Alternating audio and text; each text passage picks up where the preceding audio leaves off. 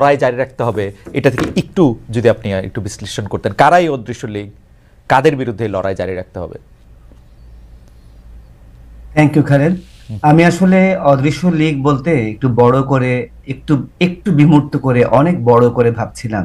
সেটা হলো লীগ এখানে একটা প্রতীক। আমাদের এখন যে অবস্থাটা দাঁড়িয়েছে, গত 16 বছরের আওয়ামী লীগের অকল্পনীয় জুলুম এবং একটা সর্বগ্রাসী সর্বাত্মক রাষ্ট্রীয় নিয়ন্ত্রণের কারণে আওয়ামী লীগ একটা প্রতীক হয়ে উঠেছে জুলুমের এবং সর্বাত্মক রাষ্ট্রতন্ত্রের, টোটালিটারিয়ানিজমের বা ফ্যাসিজমের। তা কিন্তু আমাদের সমাজের গড়নের মধ্যে, আমাদের রাজনৈতিক দলগুলোর গড়নের মধ্যে, আমাদের বড় বড় যে প্রতিষ্ঠানগুলো আছে, এমনকি আমাদের বিশ্ববিদ্যালয়, আমাদের বিভিন্ন ধর্মীয় প্রতিষ্ঠান, আমাদের বিভিন্ন সাংস্কৃতিক প্রতিষ্ঠান, এই সমস্ত যাবতীয় প্রতিষ্ঠানের যে কাঠামো, সেই কাঠামোর মধ্যেই কিন্তু একটা নিয়ন্ত্রণবাদী, একটা কর্তৃত্বপরায়ণ ঝোঁক আছে। আমাদের পরিবারের মধ্যে, আমাদের বৈবাহিক কাঠামোতে, আমাদের আইন কানুনের মধ্যে, গোটা সমাজের মধ্যেই আমরা যেহেতু একটা কৃষিভিত্তিক ফিউডাল একটা সামন্ত জমিদারি ব্যবস্থার মধ্য দিয়ে কয়েক হাজার বছর বলতে গেলে পার হয়ে এসেছি, রাজতন্ত্রের মধ্য দিয়ে, সেই কারণে আমাদের সমাজের গোটা গড়নের মধ্যে, আমাদের ব্যক্তি থেকে আরম্ভ করে সর্বত্র এরকম একটা ফ্যাসিবাদী বলতে পারেন, একটা নিয়ন্ত্রণবাদী বলতে পারেন, কর্তৃত্ববাদী একটা প্রবণতা, ঝোঁক, সেটা আছে। এবং এটা এত স্তরে, এত রকম ভাবে আছে যে আমরা যদি ভাবি যে শুধু একটা রাজনৈতিক দল এবং তার অন্যান্য রাজনৈতিক মিত্ররাই ফ্যাসিবাদের মূল ঘটনা, তাহলে সেটাতে তাহলে আমরা বড় প্রেক্ষাপটটা আমাদের আড়ালে চলে যায়। নিঃসন্দেহে আওয়ামী লীগের কৃতিত্ব আছে জুলুমের ক্ষেত্রে, অত্যাচারের ক্ষেত্রে এবং গোটা রাষ্ট্রকে একটা নষ্ট জায়গায় নিয়ে যাওয়ার ক্ষেত্রে। সেই কৃতিত্ব বা তাদের সেই দোষকে স্খালন করার, আড়াল করার কোনো রকমের কোনো উপায় নাই। কিন্তু একই সঙ্গে আমরা যেন এই আওয়ামী লীগের বৃহত্তর প্রেক্ষাপটটা, সামাজিক প্রেক্ষাপটটা, সেটা যেন আমরা একটু দেখি। এই জায়গায় প্রফেসর নিউটন, আপনি যেহেতু প্রসঙ্গটা তুললেন, সেই জন্য আমি কি একটু আপনার কাছে জানতে চাইতে পারি যে এই নিয়ন্ত্রণবাদী বা কর্তৃত্ববাদী যে শিকড়ের কথা, বা মানে একেবারে আমাদের সাথে মিলেমিশে যাওয়া যে একটা কাঠামো থেকে যাওয়া, এইটার থেকে বের হয়ে আসতে কি এই সরকার সাহায্য করছে, একই জায়গায় থাকছে, নাকি আরেকটু খারাপ করছে? আপনার কি মনে হয়? আমরা একটা ধাপ পেরিয়েছি। আমাদের কাছে অসম্ভব মনে হচ্ছিল যে যে রাষ্ট্রীয় কাঠামোটা আওয়ামী লীগ এখানে তৈরি করেছিল দীর্ঘকাল ধরে, যার পেছনে অন্যান্য আরো বৃহত্তর রাজনৈতিক প্রেক্ষাপট আছে, তা আমরা ভাবছিলাম, আমাদের আমাদের চিন্তা আটকে গেছিল। আমরা ভাবছিলাম এখান থেকে আমরা মনে হয় আর কোনোদিনই প্রায় বেরোতে পারবো না, এমন একটা অসম্ভব পরিস্থিতিতে আমরা গিয়ে পড়েছিলাম। সেখান থেকে আমরা এক ধাপ এগোতে পেরেছি। এটা একটা বিরাট ধাপ। আমরা আমাদের সামনে দরজাটা খুলেছে, দরজাগুলো খোলার সম্ভাবনা তৈরি হয়েছে।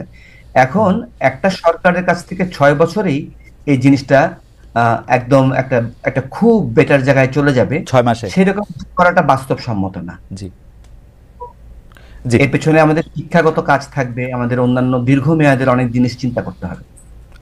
আপনাকে ধন্যবাদ প্রফেসর নিউটন। আমি একটু জনাব মাহমুদুর রহমান মান্নার কাছে যেতে চাই যে জনাব মাহমুদুর রহমান মান্না, আপনি আসলে একমত কিনা প্রফেসর নিউটনের সঙ্গে যে আসলে এই যে কর্তৃত্ববাদী অবস্থা, বা যেটাকে আসলে অনেক ক্ষেত্রে ফেসিবাদী বা নিয়ন্ত্রণের যে একটা প্রতিষ্ঠার একটা জায়গা, যেটা আসলে শেখ হাসিনার 15 বছর 17 বছর শাসনকালে যেটা একদম, এইটা থেকে মুক্তি পাওয়ার জন্য আমরা এক ধাপ এগিয়েছি কিনা, দরজাগুলি খুলেছে কিনা, মূল প্রশ্নে যাওয়ার আগে আমি একটু আপনার কাছে জানতে চাই। প্রথম বলি, উনি যেটা বলেছেন তার সাথে আমি মোটামুটি ভাবে একমত, কিন্তু আমি মনে করি যে এখানে একটু যোগ করা দরকার। এটা শুধু কর্তৃত্ববাদের সমস্যা না, এটা এক ধরনের চৌর্যবৃত্তি, লুটেরা মানসিকতা, যেরকম করে হোক সম্পদ আহরণ, দেশের স্বার্থের প্রতি কোনো তোয়াক্কা না করা, এই সমস্ত ব্যাপারগুলোই আছে। যেমন ধরেন আওয়ামী লীগ নাই, এখানে লীগটাকে উনি বলেছেন প্রতীকী অর্থে, মানে লীগ মানেই একটা অপশাসন, দুঃশাসন, চুরি, লুটপাট, অলিগার্কি, যেগুলো যেগুলো হয় সবগুলো উনি বলেছেন।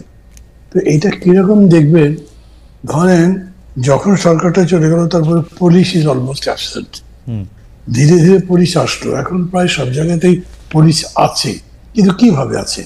একটা উদাহরণ, যে এরা অলমোস্ট কোনো ডিউটি করে না, এরা হিসাব করে যে এরপরে কে আসতে পারে, এ চলে গেছে, তাহলে বিটা কে, বি কি এসছে এবং বি আসলে কিরকম বিহেভ করতে পারে, তার সাথে আমি কেমন বিহেভ করব, আমি কি তার একটা পার্টনার হতে পারি, তার শেয়ার হতে পারি, তার স্থাবক হতে পারি।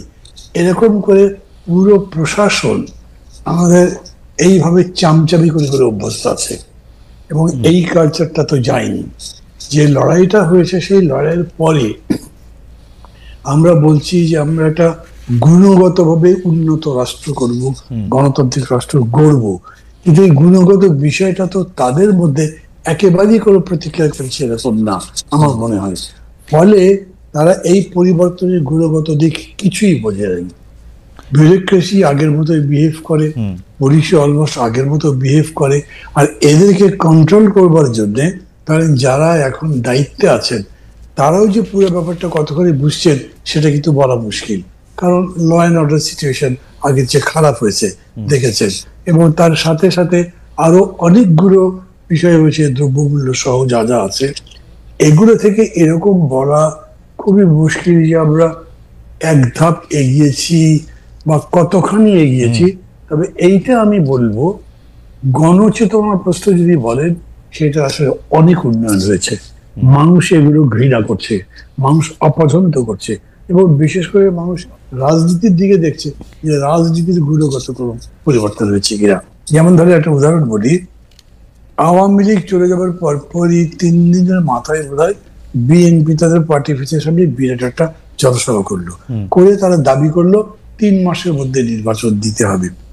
বিএনপির কট্টর সমর্থক অনেকটা আমি দেখেছি তারা এটা বিরোধিতা করেছে। কি কথা, এত বছর ধরে লড়াই হলো, এত রক্ত গেল, এই রক্তের দাগটাই শুকায়নি, আমরা কোন দিকে যাব, কিভাবে যাব, সেগুলো করে হিসাব কিতাব ছাড়াই আগে ভোটের কথা আসলো কেন? তার মানে ভোটটাই একমাত্র বিষয় কি? ভোটটা তো দরকার, ঠিক আছে, ভোটটা গণতন্ত্রের জন্য আমাদেরকে নিশ্চয়ই কাজে লাগাতে হবে এবং এটা ভালো ভোট করতে হবে, কিন্তু তার মানে এই নয় যে ভোট করলেই সব সমস্যার সমাধান হবে।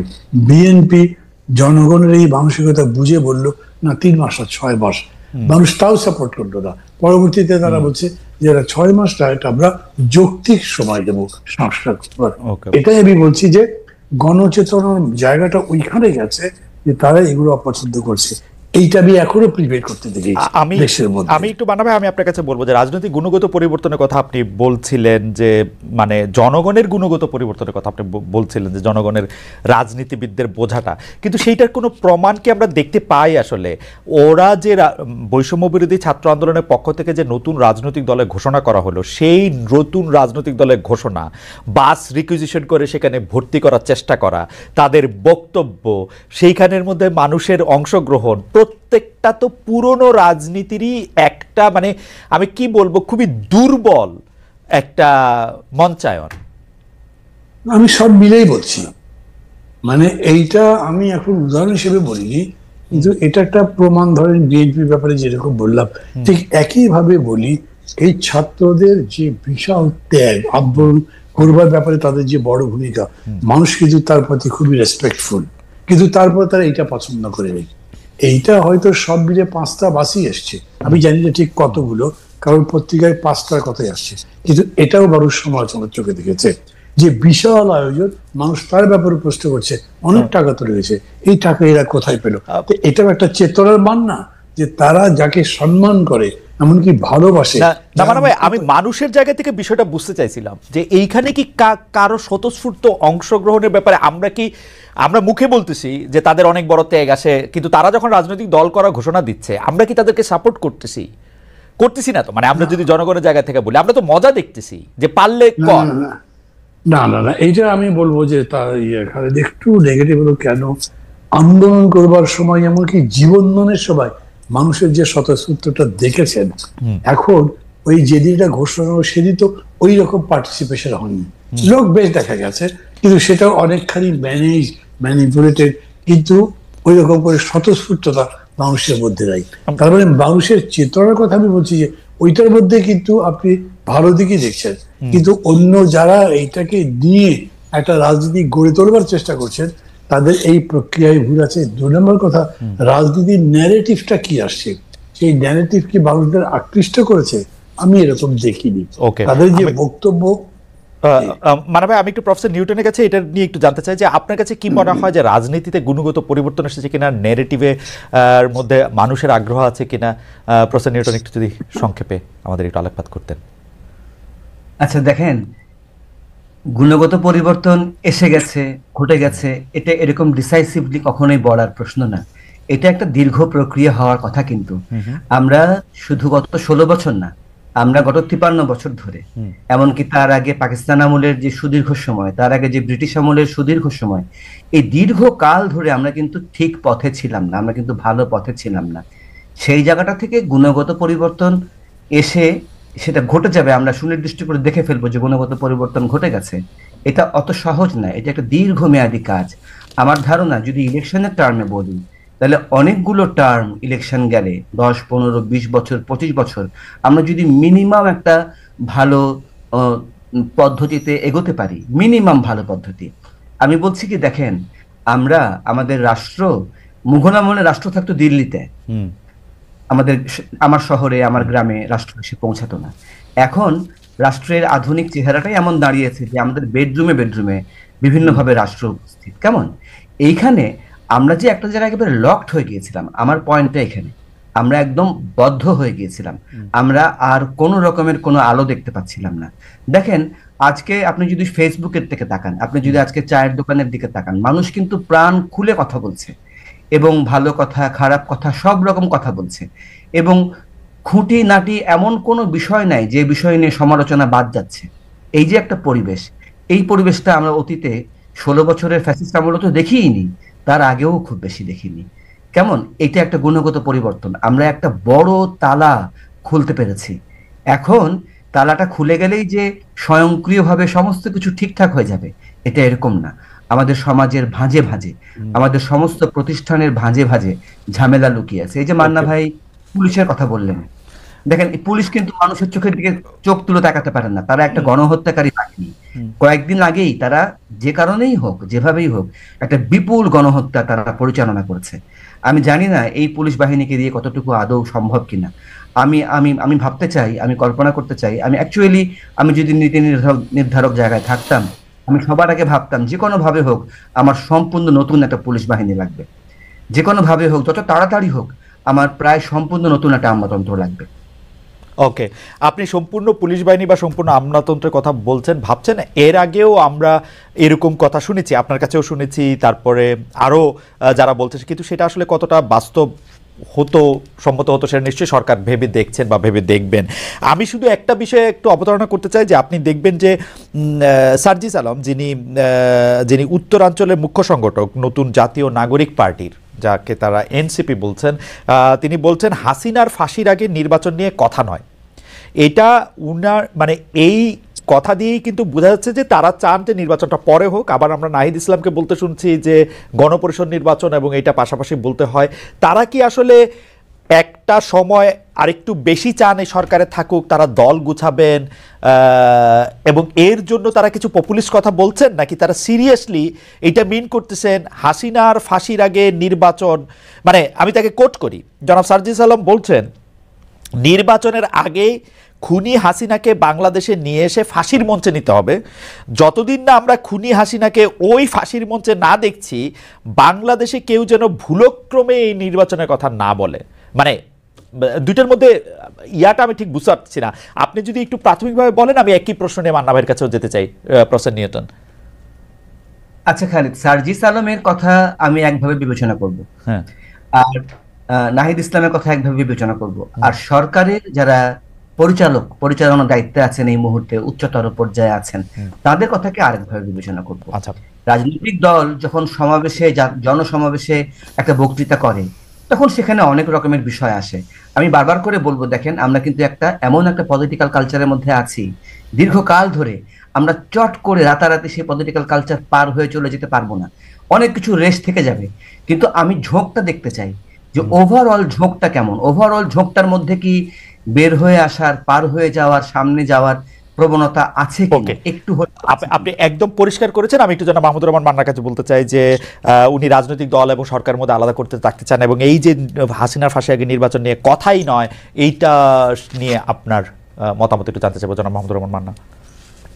মানে যদিও উনি ধরেন সরকারের দুটো স্তর আলাদা আলাদা করে দেখিয়েছেন, তারপরে আমি বলি যে দুটো স্তরই যদি আপনি দেখেন, তারপরেও যেই কাজটা মনে করছেন যে সময় লাগবে, সার্জিস আলমরা অনেকটা ডেমাগগের মতো, মাঠের বক্তাদের মতো করে মানুষকে একটু ইনভাইভ করার জন্য বা পক্ষে আনবার জন্য ওইভাবে বলছেন। আমি ওনার কথার মানে যদি তাই ধরি, আর তার এগেনস্টে দেখেন প্রফেসর ইউনূস, উনি খুবই ক্যাটেগরিক্যালি বলছেন যে উনি মানুষের উপরে লাঠিচার্জ করতে চান না, জেলে দিতে চান না, গুলি করতে চান না, তারা কথা বলুক, মন করে কথা বলুক, কথা বলার জন্য কোনো রকম শাস্তি হবে না।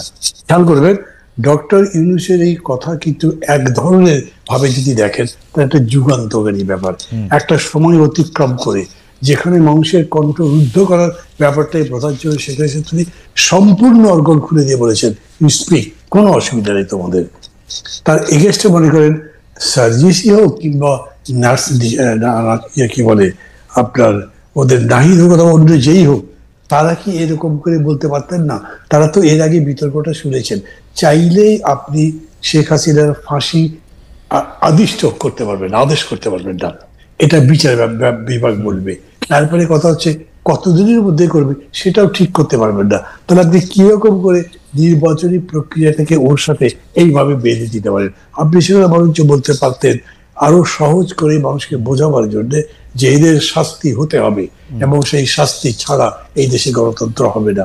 কথা তো অনেকভাবে বলা যায়, কিন্তু উনি যেরকম করে বললেন, যদি আপনি এটা লিটারালি নেন, উনি যেরকম করে বলেছেন সেরকম করে নেন, তাহলে সেইভাবে করা যাবে কি? কতদিনে করা যাবে? ইতিমধ্যেই দেখেন বিএনপির 2-3 জন নেতা এটার উপরে রিয়াকশন দিয়েছেন। যেখানে আপনি ঐক্যের কথা বলেছেন, ঐক্যের কথা বলে আপনাদের অনুষ্ঠানটা শুরু করলেন, এইখানে রীতিমতো বিভেদের স্পষ্ট হয়েছে, 24 ঘন্টাও লাগেনি। তো ওই কারণে আমি বলছি যে এটা এরকম নয়, হ্যাঁ ধীরে ধীরেই তো হবে, একদিনে সব বদলাবে না, কিন্তু কিছু কিছু বিষয় আছে যেটা ইনস্ট্যান্টেনিয়াসলি হতে পারে। যেরকম করে ডক্টর ইউনূস বলতে পারলেন যে বলে যান আপনারা, এবং তার সম্পর্কে কত কথা বলা হচ্ছে, উনি তো কাউকে তার জন্য তার গায়ে হাত দিচ্ছেন না, কোনো কিছু করছেন না। আবার এইখানে আপনি এমন ভাবে বলছেন তাকে এনে তারপরে ফাঁসি দিয়ে তারপরে নির্বাচন, তার আগে কেউ নির্বাচনের কথাই বলতে পারবে না, অথচ নির্বাচনের কথাই এখনো ডমিনেট করছে। পুরা গভর্নমেন্ট নির্বাচনের জন্য সংস্কার করে ডেট ডিক্লেয়ার করে ওটাই তো করছে। তো দুটোকে কি আপনি কি মনে করতে পারেন যে না এটাও একটা বিকাশের পথে এই বক্তব্য গেছে? সেরকম না, কিন্তু এটা ইজ এ মিস্টেক আমি মনে করি, এবং একটা আবেগ থেকে বলেছেন। কিন্তু মানা ভাই, আমি একটু বলি যে আপনি যেটাকে প্রচলিত রাজনৈতিক ধারাতেই তারা থাকছে ওরকম যদি আমি ধরেও নেই, কিন্তু প্রচলিত রাজনৈতিক ধারায় যদি তারা না থাকে, তারা বিএনপি জামাতের মতো আপনাদের মতো দলের সাথে যারা প্রচলিত রাজনীতিতে রাজনীতি করতেছেন তাদের সাথে তারা ফাইটটা করবে কেমনে? মানে তো লেভেল প্লেইং ফিল্ড হবে না। তাদের যতই সমর্থন থাকুক, মানুষ তো তাদেরকে প্রচলিত রাজনীতির ধারার মধ্যে থেকে বাদ না করে গেলে, এই পলিটিক্যাল রেটরিকগুলি না বললে, এরকম শক্তি না দেখালে, এরকম একটা স্বপ্নের জায়গা থেকে কিছু বাড়তি কথা না বললে, আমরা তো তাদেরকে নজরে দিচ্ছি না। সার্জিস আলম এই কথা না বললে তো এটা হেডিংই হইতো না। মানে আমরা যা দেখছি আর কি, আমাদের উপরে দায় নিয়ে আমি বলতেছি। খালেদ খুবই ভুল করছেন, কারণ আপনি মনে করছেন যে এটা বললেই উনি অন্যদের অ্যাটেনশন ড্র করতে পারেন এবং বাই দ্যাট উনি পপুলার হন, পরিচিত হন। এগুলো ঠিক না। ডেমাগগদের দিয়ে কখনোই আপনার ভালো পলিটিক্যাল কাজ হতে পারে না, এগুলো ডেমাগগি। আপনি এর চাইতে সুন্দর করে ভালো করে কথা বলতে পারতেন, সেটা সম্ভব। আপনি যাদের কথা বললেন যে সমস্ত পার্টি, তাদের অনেক মিস্টেক আছে, এখনো মিস্টেক আছে, আপনি সেই মিস্টেকগুলো ধরে কথা বলেন। আপনি দেখছেন নাকি এখন পর্যন্ত চাঁদাবাজি, দখলদারিত্ব কি বন্ধ হয়েছে? তার উপরে কি তারা কথা বলছে? অথবা তাদের এরকম আরো যে সমস্ত মিস্টেক আছে, আমি শুধু বিএনপি বলছি না, সবাইকে মিলে ধরেন আমারও যে মিস্টেক আছে তারা সেটা নিয়ে বলবেন। রাজনীতির ওই জায়গাতে যেটা আমাদের দুর্বলতার দিক, যে দুর্বলতা কাটিয়ে উঠে আমাদের সবল হওয়া প্রয়োজন, সেই জায়গাটা